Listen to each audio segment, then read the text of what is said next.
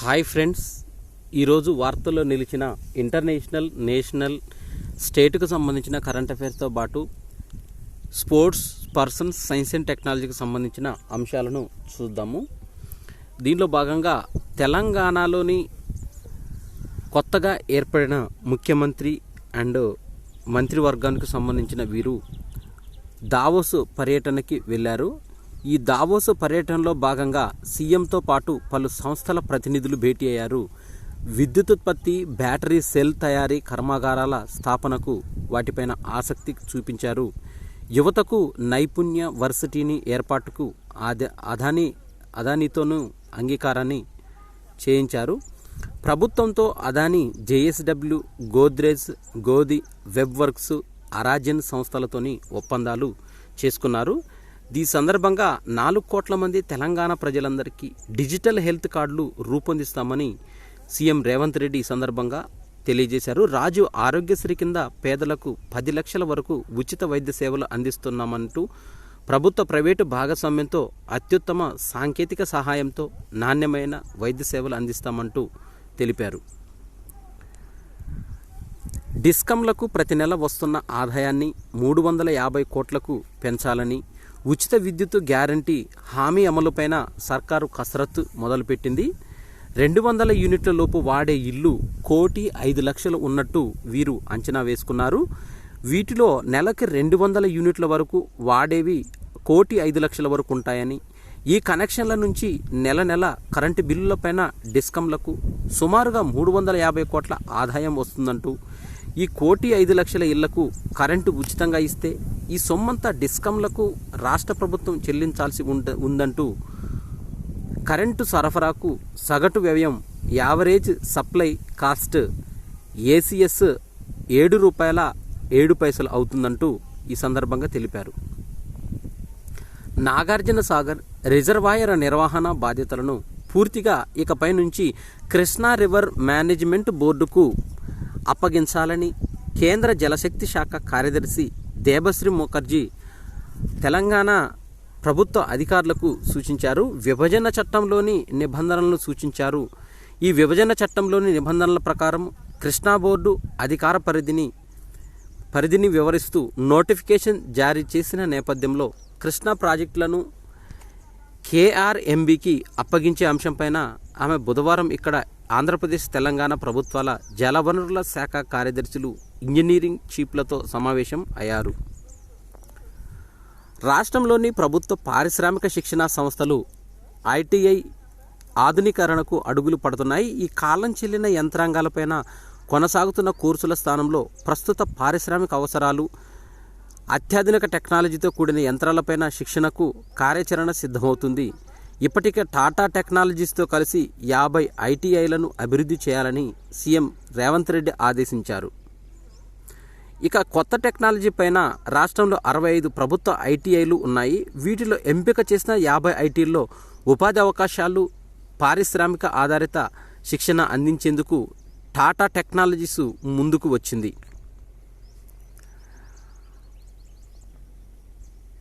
అవంతిక వందనపు ఈ తెలుగమ్మాయి Hollywood youth స్టార్గా నిలిచింది. అవంతిక పుట్టి పెరిగిందంతా అమెరికా శాన్ ఫ్రాన్సిస్కోలో అయినా తెలుగు మూలాలున్న అమ్మాయి. స్వస్థలం హైదరాబాదు. తండ్రి శ్రీకాంత్ సాఫ్ట్వేర్ ఇంజనీర్, ఇన్వెస్టర్. తల్లి అనుపమారెడ్డి అకౌంటెంట్.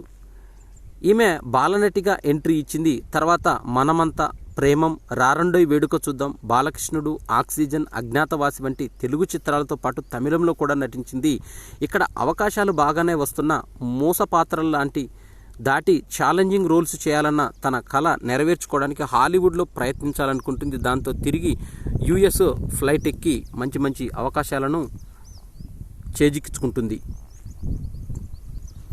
గత ప్రభుత్వంలో జరిగినట్టుగా పేపర్ లీకేజీలు కాకుండా యూపీఎస్సీ తరహాలో గ్రూప్స్ పరీక్షలు నిర్వహిస్తామని రాష్ట్ర రోడ్లు, భవనాల శాఖ మంత్రి కోమటిరెడ్డి వెంకటరెడ్డి స్పష్టం చేశారు. అనంతరం ఇక్కడ ఉన్నతాధికారులతో సమీక్షించి రానున్న రోజుల్లో నల్లగొండ నలువైపుల ఇందిరమ్మ ఇల్లులు నిర్మించి బీసీ ఎస్సీ మైనారిటీలను కలలను సాకారం చేయాలని ఈ సందర్భంగా తెలుపుతూ ఫిబ్రవరిలో మెగా డిఎస్సిని వేయడానికి సన్నాహాలు చేయడానికి మంత్రివర్గ భేటీ అయ్యారు. దేశంలో పర్యాటక రంగాన్ని మరింతగా అభివృద్ధి చేయడంతో కేంద్ర ప్రభుత్వం దృష్టి సారించింది. ఇందులో భాగంగా పీజీతో బుధవారం హైదరాబాదులో ద్వైపాక్షిక చర్చలు జరిపింది. తాజ్ కృష్ణ హోటల్లో జరిగిన ఈ సమావేశంలో పీజీ ఉప ప్రధాని, ఆ దేశ పర్యాటక మంత్రి విలియమి గావోకోతో కేంద్ర పర్యాటక సాంస్కృతిక వ్యవహారాల శాఖ మంత్రి జి కిషన్ రెడ్డి భేటీ అయ్యారు. ఈ సందర్భంగా ఫిజీలో అనుసరిస్తున్న ఉత్తమ పర్యాటక పద్ధతులు, సాంకేతికత వినియోగతాన్ని ఈ సందర్భంగా కిషన్ రెడ్డి అడిగి వారిని నుంచి తెలుసుకున్నారు. త్వరలో 2 దేశాల అధికారులతో మరో భేటీ నిర్వహించాలని భారత్, ఫిజీ నిర్ణయించాయి. ఐలాండ్ పర్యాటక రంగం నిపుణులు కూడా ఆ సమావేశానికి రానున్నట్టు తెలిసింది. దక్షిణ పసిఫిక్ మహాసముద్రంలో ఉన్న ఫిజీ జనాభాలో దాదాపుగా 40% భారతీయులు ఉన్నట్లు తెలిపారు. యంగ్ ఇండియా కే బోలో సీజన్ 4 కార్యక్రమాన్ని యువజన కాంగ్రెస్ ప్రారంభించింది. ఇందుకు సంబంధించిన వాల్ పోస్టర్ను, గోడపత్రికను రాష్ట్ర అధ్యక్షుడు శివసేనారెడ్డి బుధవారం విడుదల చేశారు. రాజకీయాల్లో రాణించాలనే ఉత్సాహం ఉన్న యువత జనవరి 20లోగా తమ పేర్లను ఆన్లైన్లో QR కోడ్ స్కానింగ్ ద్వారా నమోదు చేసుకోవాలని ఈ సందర్భంగా యంగ్ ఇండియా కే బోల్ సీజన్ 4ను ప్రారంభించారు. ప్రపంచంలోనే అతిపెద్ద సౌర బ్యాటరీ దక్షిణాఫ్రికాలో పనిచేయడం ప్రారంభించింది. గత నెల నుంచి ఇది పనిచేస్తుండటంతో ఆ దేశంలో నెలకొన్న విద్యుత్ సంక్షోభానికి కొత్త పరిష్కారం లభించింది. దక్షిణాఫ్రికాలోని అతిపెద్ద సౌర విద్యుత్ ఉత్పత్తి సంస్థ స్టేటెక్ ఈ బ్యాటరీని ఏర్పాటు చేసింది. ఈ సౌర విద్యుత్ స్టోరేజ్ వ్యవస్థ గ్రిడ్కు అనుసంధానిస్తూ విద్యుత్ సరఫరాను ప్రారంభించింది. ఉత్తర కేప్ ప్రావిన్స్లో దీన్ని ఏర్పాటు చేశారు. 879 హెక్టార్లలో 10 కిలోమీటర్ల పొడవున 13 ప్లాంట్లను స్టేటెక్ నిర్మించింది. ఇవి 540 మెగావాట్ల విద్యుత్తును ఉత్పత్తి చేస్తున్నాయి. ఈ ప్లాంట్ల భారీ బ్యాటరీ వ్యవస్థను 225 మెగావాట్లను గ్రిడ్కు పంపుతుంది. ఇది ప్రపంచంలోనే అతిపెద్ద తొలి హైబ్రిడ్ సౌర బ్యాటరీ స్టోరేజ్ వ్యవస్థను స్టేటెక్ వెల్లడించింది. ఈ ప్రాజెక్టును 2600 మంది కార్మికులు 18 నెలల పాటు శ్రమించి పూర్తి చేశారు. 10 లక్షల ఫోటో వాల్టిక్ మాడ్యూళ్లను బిగించారు. గ్లకోమా వ్యాధిని గుర్తించే ప్రత్యేక లెన్స్లను శాస్త్రవేత్తలు రూపొందించారు. ప్రపంచవ్యాప్తంగా 7 కోట్ల మంది గ్లకోమా బారిన పడుతున్నా వారిలో సగం మందికి ఆ వ్యాధి ఉన్నట్లే తెలియదు. ఈ నేపథ్యంలో కళ్ళలో ఒత్తిడి ద్వారా మార్చే మార్పులను ముందే ఖచ్చితంగా అంచనా వేసి గ్లకోమా గురించి హెచ్చరికలు ప్రత్యేక లెన్సులను బ్రిటిష్, తుర్కియే శాస్త్రవేత్తలు అభివృద్ధి చేశారు. మెదడును కళ్లకు కలిపే ఆప్టిక్ నాడి దెబ్బతింటే గ్లకోమా అనేది వ్యాధి వస్తుంది. కంటి ముందు భాగంలో నీరు చేరి కంటి లోపల ఒత్తిడి, ఐఓపి పెరిగినప్పుడు ఈ వ్యాధికి దారితీస్తుందంటూ ఒక రోజులో ఐఓపిలో మార్పులను కనిపెట్టే సెన్సర్లు ఈ లెన్సులలో ఉంటాయి.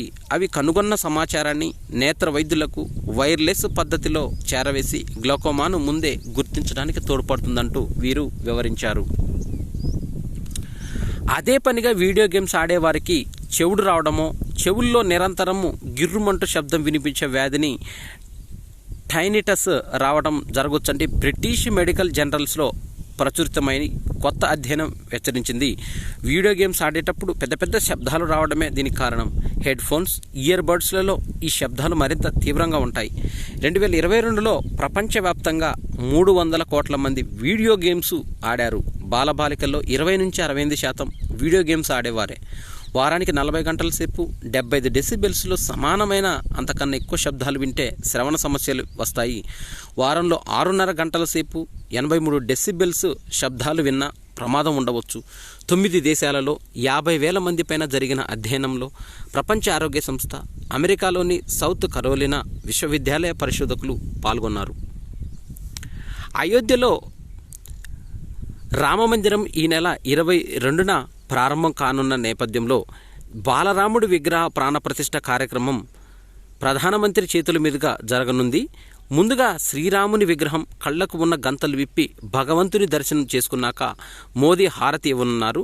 ఉత్తరప్రదేశ్ ముఖ్యమంత్రి యోగి ఆదిత్యనాథ్, RSS సర్సంఘ్ చాలక్ మోహన్ భగవత్ ప్రధాని వెంట ఉండి ఈ శ్రీరామ జన్మభూమి తీర్థక్షేత్ర ట్రస్ట్ కోశాధికారి గోవింద్ దేవగిరి మహారాజ్ తెలిపారు. భారత యువ గ్రాండ్ మాస్టర్ ప్రజ్ఞానంద మరోసారి అదర్హో అనిపించాడు. టాటా స్టీల్ చెస్ టోర్నమెంటు 4వ రౌండ్లో ప్రపంచ ఛాంపియన్షిప్ డింగ్ లిరెన్ చైనాకు షాకిచ్చాడు. ఈ విజయంతో అతడు దిగ్గజ విశ్వనాథ్ ఆనంద్ను అధిగమించి టాప్ రేటెడ్ భారత ఆటగాడిగా నిలిచాడు. ఫిడే లైవ్ రేటింగ్స్లో ప్రజ్ఞానంద ప్రస్తుతం 2748.3 పాయింట్లతో ఉన్నాడు. 5 సార్లు ప్రపంచ ఛాంపియన్ ఆనంద్ 2748 పాయింట్లతో కొనసాగుతున్నాడు. లిరెన్ గేమ్లో నల్ల పావులతో ఆడిన ప్రజ్ఞానంద 62 ఎత్తుల్లో పైచేయి సాధించాడు. ఆనంద్ తర్వాత క్లాసికల్ చెస్లో ప్రపంచ ఛాంపియన్ పైన గెలిచిన రెండో భారతీయుడిగా రికార్డు సృష్టించాడు. అంద్రీనా సంచలనం సృష్టించింది. 6వ సీడ్స్ మాజీ నంబర్ 1 కరోలిన్ వొజ్నియాకిని ఆస్ట్రేలియా ఓపెన్ నుంచి నిష్క్రమించారు. ఇద్దరు రష్యా అమ్మాయిల చేతిలో పరాజయం పాలయ్యారు. 16 ఏళ్ల మిరా ఆంద్రీనా రెండో రౌండ్లో 6-0, 6-2తో బాబెర్ను చిత్తు చేసింది. న్యూజిలాండ్ ఓపెనర్ ఫిన్ అలెన్ 137 బాల్స్లో 62 బంతుల్లో 5 ఫోర్లు 16 సిక్స్లు వీర విధ్వంసం సృష్టించాడు. 137 స్కోరుతో ప్రత్యర్థి బౌలర్ను ఊచకోత కోశాడు. అంతర్జాతీయ టీ20లో అత్యధిక 16 సిక్సర్లను సమన్ చేశాడు. దీంతో బుధవారం జరిగిన 3వ టీ20 మ్యాచ్లో కివీస్ 45 పరుగుల ఆధిక్యంతో పాకిస్తాన్ పైన విజయం సాధించింది. ఉత్కంఠ పోరులో ఆఫ్ఘనిస్తాన్ పైన భారత్ విజయం సాధించింది. సిరీస్ 3-0తో క్లీన్ స్వీప్ చేసి రోహిత్ మెరుపు శతకాన్ని సాధించాడు. అంతర్జాతీయ క్రికెట్లో తొలిసారిగా రెండో సూపర్ ఓవర్లో తేలిన ఫలితం ఇది. ఒకసారి మనము ఈ స్కోర్ బోర్డును చూసినట్టయితే భారత ఇన్నింగ్స్ మొత్తం 20 ఓవర్లలో 4 వికెట్ల నష్టానికి 212 పరుగులు స్కోర్ చేసింది. ఆఫ్ఘనిస్తాన్ మొత్తం 20 ఓవర్లలో 6 వికెట్ల నష్టానికి 212 స్కోర్ చేసింది. దీంట్లో 2020లో ఐసీసీ కొత్త సూపర్ ఓవర్ నిబంధనను ప్రవేశపెట్టింది. మ్యాచ్ టై అయినప్పుడు సూపర్ ఓవర్లో ఫలితంగా తేల్చుకుంటే ఎవరో ఒకరు విజేతగా నిలిచే వరకు సూపర్ ఓవర్ అనేది నిర్వహించడము పరిపాటిగా వస్తుంది. దీనిలో 5 అంతర్జాతీయ టీ20లో రోహిత్ సెంచరీలు 5 చేశాడు. అత్యధిక శతకాలు రికార్డు ఇతడిదే. మాక్స్వెల్, సూర్యకుమార్లను అధిగమించాడు రోహిత్.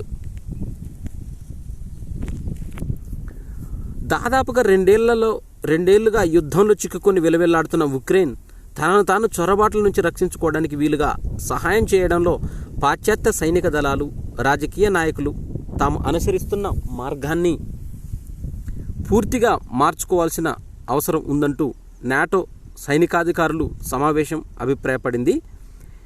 ఈ ఏడాది పుతిన్ చర్యలు ప్రజాస్వామికంగా ప్రమాదకరమని పేర్కొన్నారు. బెల్జియంలోని బ్రసెల్స్లో మంగళ బుధవారాల్లో 31 నాటో దేశాల సైనిక ఉన్నతాధికారుల సమావేశం జరిగింది. అధ్యక్ష అభ్యర్థిత్వ రేసు నుంచి వైదొలిగిన భారతీయ అమెరికన్ వివేక్ రామస్వామి అమెరికా మాజీ అధ్యక్షుడు డొనాల్డ్ ట్రంప్తో వేదిక పంచుకున్నారు. ఈ సందర్భంగా వైస్ ప్రెసిడెంట్స్ ఉపాధ్యక్షుడు అంటూ కార్యకర్తలు ఉత్సాహంగా కేకలు వేశారు. అధ్యక్ష రేసులో ఈ వ్యక్తి కంటే మెరుగైన ఎంపిక ఇంకోటి లేదంటూ, అందుకే తర్వాతి అధ్యక్షుడిగా ట్రంప్నకు ఓటు వేయాలని మిమ్మల్ని కోరుతున్నానంటూ మద్దతు తెలిపారు. దేశంలో గత దశాబ్ద కాలం అంటే 2012 నుంచి 2022 మధ్య వాతావరణ మార్పుల వల్ల నైరుతి రుతుపవనాల వర్షపాతం 55%, మండలాల్లో 10% పెరిగినట్లు కొత్త అధ్యయనం ఒకటి వెల్లడించింది. దేశంలోని 4500కు పైగా మండలాల వర్షపాత గణాంకాలను స్వతంత్ర అధ్యయన సంస్థ the council on energy, environment and water CEEW విశ్లేషించింది. గత దశాబ్ద కాలంలో 11% మండలాల్లో నైరుతి రుతుపవనాల వర్షపాతంలో తగ్గుదల నమోదైనట్లు కూడా పేర్కొంది. చైనా జనాభాలో భారీ తగ్గుదల నమోదైంది. ప్రపంచ జనాభాలో చైనా మొట్టమొదటి ప్లేసులో ఉండే 2023 సంవత్సరంలో 20.8 లక్షల జనాభా తగ్గినట్లు చైనా ప్రభుత్వ గణాంకాలు వెల్లడించాయి. దేశంలో గత ఏడాది 1,11,00,000 మంది మృతి చెందగా 2,20,000 మంది జన్మించారు. దీంతో భారీ తగ్గుదల నమోదైంది. ప్రస్తుత చైనా జనాభా 140,97,00,000 వద్ద ఉంది. 142 కోట్లకు పైగా జనాభాతో ప్రపంచంలోనే భారత్ ఇప్పుడు మొదటి స్థానంలో కొనసాగుతుంది. రిలయన్స్ ఇండస్ట్రీస్కి చెందిన టెలికాం డిజిటల్ విభాగం జియో అత్యంత బలమైన భారతీయ బ్రాండ్గా కొనసాగుతున్నట్లు బ్రాండ్ ఫైనాన్స్ చెప్తుంది. ఈ సంస్థ ప్రచురించిన తాజా నివేదిక గ్లోబల్ 500 2024 ఈ విషయాన్ని స్పష్టం చేసింది. 2023 ర్యాంకింగ్స్లో జియో దేశీయంగా అగ్రస్థానంలో ఉంది. 2024 ర్యాంకింగ్స్లో ప్రపంచవ్యాప్తంగా 17వ స్థానంలో జియో నిలిచింది.